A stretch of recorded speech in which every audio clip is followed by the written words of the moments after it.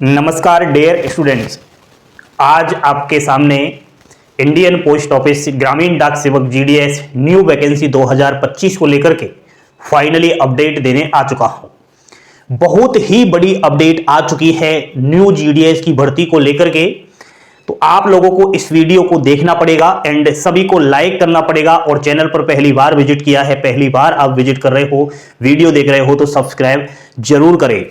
साथियों, मैं बात कर रहा हूं India post GDS new vacancy 2025। GDS में 3 प्रकार की पोस्ट होती है। एक तो होती है बीपीएम ब्रांच पोस्ट मास्टर, दूसरा होता है ABPM assistant branch post master और तीसरा पोस्ट होता है डाक सेवक। तो आप तीनों ही पद के लिए फॉर्म अप्लाई कर सकते हो।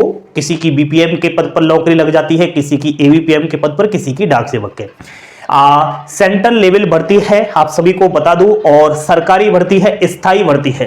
ठीक है, तो यहां पर साथियों आप सभी को यह पता होना चाहिए कि 2025 में जो जीडीएस की भर्ती आ रही है, इसमें नंबर ऑफ टोटल पोस्ट की बात करूं तो 58,000 प्लस भर्ती है, बहुत सारी भर्ती है। उसके अलावा अप्लाई डेट की बात करें तो जनवरी 2025, यानी 2024 जा रहा है, अंतिम महीना है, लास्ट 15 दिन और बचे हैं, फिर न्यू ईयर आ जाएगा 2025 में। जनवरी में ही शुरुआत में ही आपको नौकरी लेने का सुनहरा अवसर दिया जाएगा। अप्लाई मोड ऑनलाइन रहेगा। इन सब चीजों की बातें करने से पहले एक बहुत बड़ा अपडेट आया है जो मैं आपको देना चाहता हूं। क्या अपडेट आया है कि जीडीएस न्यू वैकेंसी 2025 में नियुक्ति प्रक्रिया में संशोधन के लिए संचार मंत्री को लेटर लिखा जा चुका है। हम भी बार बार यही चाहते थे साथियों कि जो जीडीएस की न्यू वैकेंसी आ रही है जनवरी महीने में, इसके सिलेक्शन प्रोसेस में कुछ चेंजेस होना चाहिए। तो कहीं ना कहीं हमने भी आपके लिए आवाज उठाई। जिनका 2-3 साल से फॉर्म अप्लाई कर रहे हैं जीडीएस भर्ती में, सिलेक्शन नहीं हो रहा, बार बार अप्लाई करते हैं, बार बार मेरिट टेस्ट में अपना रजिस्ट्रेशन नंबर देखते हैं, दिखाई नहीं देता है, कट ऑफ ज्यादा जाता है। पिछले 1-2 वर्ष को उठाकर देखें तो कट ऑफ 100% जा रहा है। तो इसके पीछे बहुत सारी बातें हैं साथियों। तो इन सब चीजों को देख करके जो नियुक्ति प्रक्रिया है, जो सिलेक्शन प्रोसेस है, उसमें संशोधन के लिए संचार मंत्री ज्योतिरादित्य सिंधिया जी को पत्र लिखा जा चुका है। यह पत्र किसने लिखा है? यह भारतीय डाक कर्मचारी महासंघ के जो सेक्रेटरी जनरल है, उनके द्वारा लिखा जा चुका है। क्या कारण है कि संशोधन हो, क्यों संशोधन करवाया जा रहा है? सुनिएगा। सबसे बड़े कारण अगर मैं बताऊं तो एक स्टेट के बच्चे दूसरे स्टेट की सीटों पर कब्जा कर ले रहे हैं। यह बिल्कुल सच है साथियों। अपने राज्य को छोड़ करके दूसरे राज्य में आकर के जीडीएस का फॉर्म अप्लाई करते हैं और वहां के बच्चों की सीटों को छीनते हैं। मैंने खुद ने देखा है।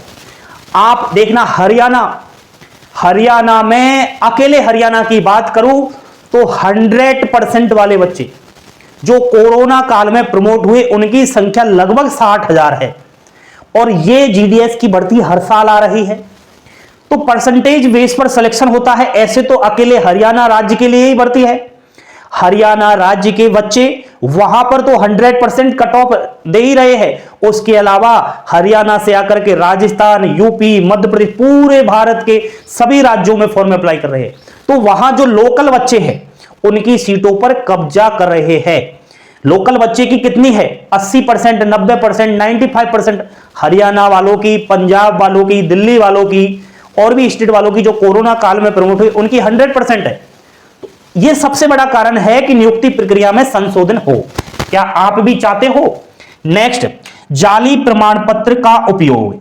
पिछले 2-3 साल से हमने देखा है, तमाम खबरें निकलकर आ रही है कि 10वीं की फर्जी मार्कशीट लगा करके जीडीएस की नौकरी लेना चाहा। डॉक्यूमेंट्स वेरिफिकेशन में पकड़ में आया। कुछ तो डॉक्यूमेंट वेरिफिकेशन भी सक्सेसफुली करवा लेते हैं और बाद में पता चलता है जॉइनिंग के समय। और किसी का तो अब तक पता नहीं है, अभी भी फर्जी लगा हुआ है। ठीक है, तो यह भी सबसे बड़ा है कि फर्जी मार्कशीट बनवा करके और फर्जी तरीके से जाली प्रमाण पत्र लगा करके नौकरी हड़पना। दूसरा, राज्य की क्षेत्रीय भाषा के प्रमाण पत्र प्राप्त करने में अनुचित साधनों का प्रयोग। देखो भाई, इसमें लोकल लैंग्वेज का ज्ञान होना चाहिए जिस स्टेट से विद्यार्थी फॉर्म अप्लाई कर रहा है। तो पिछले अभी 2024 में आपको पता होना चाहिए कि north east side Arunachal Pradesh division में ये रूल भी आ गया था, नोटिफिकेशन में साफ साफ पहले ही बता दिया गया था डिपार्टमेंट ऑफ पोस्ट के द्वारा कि जिस भी कैंडिडेट्स का सिलेक्शन होता है वो अपना फर्स्ट डीवी करवाने आता है, दस्तावेज सत्यापन करवाने आता है, तो उसको अरुणाचल प्रदेश की 23 लैंग्वेज है तो उन लैंग्वेज में से एक लैंग्वेज का सर्टिफिकेट बना होना चाहिए। अब कैसे करें? अब विद्यार्थी पैसे देकर के इधर उधर कुछ भी करके फर्जी तरीके से अपनी क्षेत्रीय भाषा का, ठीक है, सर्टिफिकेट बनवा लेते हैं। तो यह भी एक सबसे बड़ी दिक्कत है। तो ये बाहरी राज्यों के अभ्यर्थी है भाई, वहां जो लोकल बच्चे हैं उनके पास तो सर्टिफिकेट होगा ही, उनको तो सर्टिफिकेट की आवश्यकता ही क्या है, वो तो वहां लोकल है। लेकिन बाहरी राज्यों के विद्यार्थी पैसे देकर वहां भी सर्टिफिकेट बनवा लेते हैं और उन बच्चों की सीटों पर कब्जा कर रहे हैं, क्योंकि बाहरी राज्यों के बच्चों की परसेंटेज 10th में 100% है। यह सबसे बड़े कारण है। तो यहां पर भारतीय डाक कर्मचारी महासंघ के जो सेक्रेटरी है उनका कहना है, चौथे नंबर पर का यह है कि भर्ती प्रक्रिया जो है पुराने टाइम पर जो होती थी उसी अनुसार होना चाहिए। भले आप ऑनलाइन करो, ऑनलाइन तो ठीक है, ये भर्ती कर दी, पहले आपसे पहले ये ऑफलाइन भर्तियां होती थी जीडीएस की, किसी को पता भी नहीं चलता था कि किस जगह पर भर्ती आई, पहले भी फर्जीवाड़ा होता था। तो उस चीज को देखते हुए दोबारा से ऑनलाइन कर दिया, लेकिन ऑनलाइन प्रक्रिया ठीक है। अब ये क्या चाहते हैं कि एक साथ ऑल इंडिया 23 सर्कल का नोटिफिकेशन जारी मत करो, एक साथ जारी मत करो, साफ सुथरे तरीके से आप ये काम करो कि डिवीजन और सब डिवीजन लेवल पर नोटिफिकेशन जारी करो, अलग अलग नोटिफिकेशन जारी करो।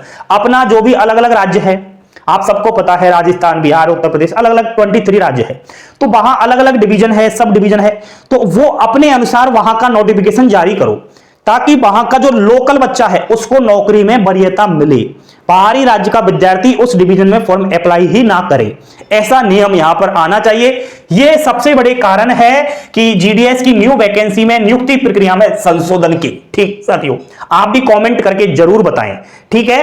एक बार मैं लेटर भी आपको बता देता हूं ताकि आपको पता चल जाए कि कहीं ना कहीं सर सही कह रहे हैं। तो साथियों, जैसा कि आप लोग यहाँ पर देख पा रहे होंगे, भारतीय डाक कर्मचारी महासंघ, ठीक है, और ये 10/12/2024 का अभी लेटेस्ट पत्र है। इसमें साफ साफ आपको दिखाई दे रहा है कि किसको ये लेटर जारी किया है, तो श्री ज्योतिरादित्य सिंधिया जी को ये लेटर लिखा है और यहाँ पर न्यू जीडीएस एंगेजमेंट को लेकर के ये जारी किया है। तो साथियों, इसी का मैं हिंदी आपको करके ट्रांसलेट बता देता हूं, ठीक है।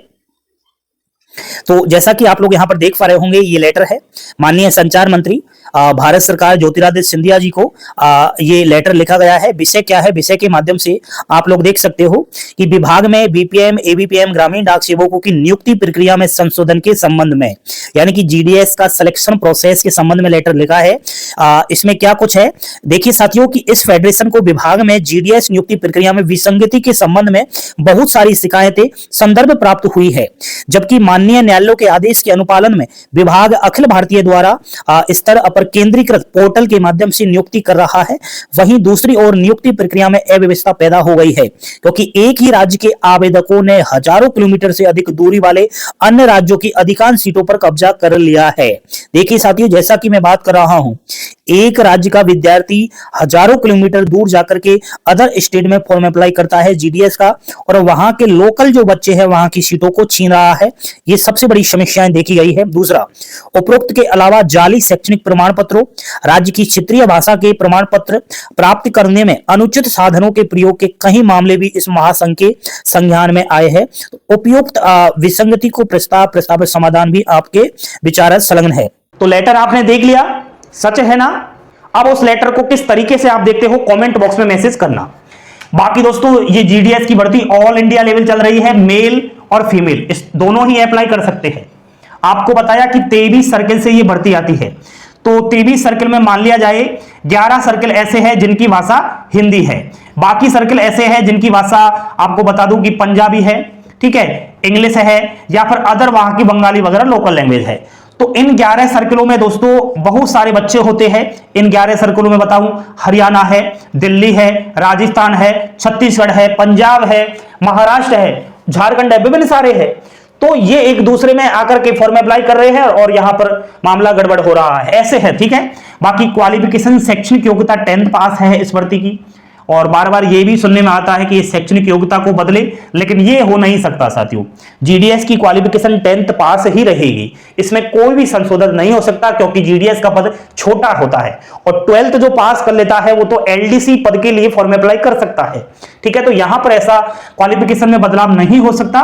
बाकी एज इसमें मिनिमम 18 वर्ष, जनरल की मैक्सिमम 40 वर्ष, ओबीसी की 43 वर्ष, एससी एसटी की 45, ऑल कैटेगरी फीमेल की 45, पीएच कैटेगरी की 15 ईयर अप्लाई डेट की है, ठीक है। सिलेक्शन प्रोसेस आप सबको पता है कि नो एग्जाम्स, किसी भी प्रकार का कोई भी पेपर नहीं होता है बिना किसी एग्जाम्स की। 10th की परसेंटेज को देख करके फाइनली मेरिट लिस्ट निकलती है, और जिस भी कैंडिडेट्स का मेरिट लिस्ट में नाम आ जाता है वो अपना डॉक्यूमेंट वेरिफिकेशन करवाने जाता है। डॉक्यूमेंट वेरिफिकेशन सक्सेस हो जाने के ठीक कुछ दिन बाद ट्रेनिंग हो जाती है, 2-3 दिन की ट्रेनिंग होती है और फाइनली जॉइनिंग लग जाता है और फिर सरकारी नौकरी मिल जाती है। यह है जीडीएस का सिलेक्शन प्रोसेस। बाकी फॉर्म की फी 100 रुपए लगेगी जनरल की, एससी एसटी से है तो कोई भी फीस इसमें नहीं लगती। तो दोस्तों आपने देखा कि जीडीएस की भर्ती आ रही है। अगर आप लोगों को फर्जीवाड़ा मिटाना है, क्या करना है, अगर आप लोगों को फर्जीवाड़ा मिटाना है तो इस वीडियो को अवश्य शेयर करें, हमारा सपोर्ट करें।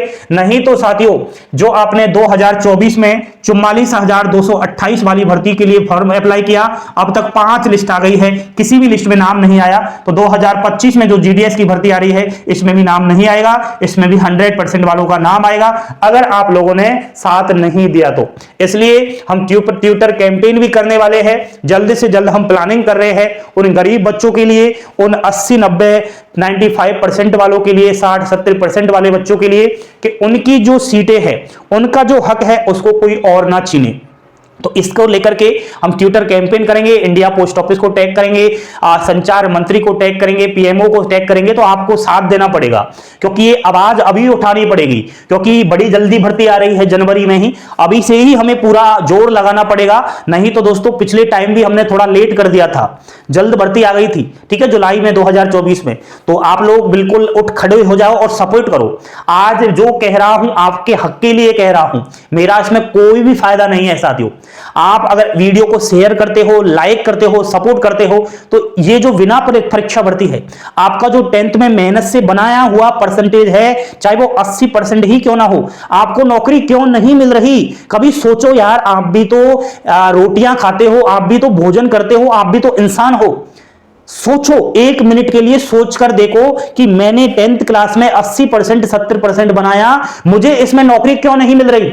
एक बिना परीक्षा दिए 10th की और 100% बनाने वाला आज सरकारी नौकरी ले रहा है, और जिसने रात दिन 10th में मेहनत करके 60, 70, 80% बनाया, वो बेरोजगार रह रहा है और उसको रोजगार मिल रहा है। ये क्या? विभिन्न प्रकार की खबरें आती है साथियों कि डाक विभाग में जीडीएस के पद पर नौकरी मिल गई, 100% है, टॉपर है, जिसको डाक विभाग की चिट्ठियों में पते लिखे नहीं पढ़े पा रहे। बताओ आप, चिट्ठियों में जो पता आता है ना भाई, जीडीएस का काम क्या होता है? एबीपी में डाक सेवक का, डाक विभाग की चिट्ठियों की डिलीवरी करना घर घर जाकर के। तो चिट्ठियों में पते होते हैं कि ये चिट्ठी वहां पहुंचानी है। अब जीडीएस ऐसे थे जिनकी 100% थी, अब उनसे क्या है, वो चिट्ठियों में लिखे पते तक पढ़े नहीं पाए, वो चिट्ठियां फेंका दिया और चिट्ठियां फेंका करके अपने राज्य में आ गए।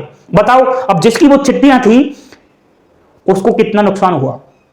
कितनी इंपोर्टेंट चीजें आती है कोरियर से, स्पीड पोस्ट से आपके जॉइनिंग लेटर आते हैं, आधार कार्ड आता है, पैन कार्ड आता है, एटीएम आता है, विभिन्न प्रकार की कीमती चीजें आती हैं। और इस तरीके से जीडीएस फर्जी तरीके से नौकरी लेकर के और बाद में वो चिट्ठियों को जला रहे हैं, इधर उधर फेंक के भाग रहे हैं। ये क्या है? ये वही है भ्रष्टाचार। इस तरीके से मेरे साथियों खड़े हो जाओ, मेरा दर्द मैं जो कह रहा हूं उसको समझने की कोशिश करो, क्योंकि मुझे अब सहन नहीं हो रहा कि एक मेरा गरीब बच्चा इस भर्ती से दूर क्यों हो रहा है। इतना सपोर्ट करो, इतना सपोर्ट करो, फैला दो वीडियो को। जितना फैलाओगे उतना मुझे ऊर्जा मिलेगी, उतना मुझे मोटिवेशन मिलेगा और आपके लिए आधी रात पर भी खड़ा मिलूंगा। जानकारी पसंद आई, like share subscribe. Thank you, धन्यवाद। जय हिंद, जय भारत।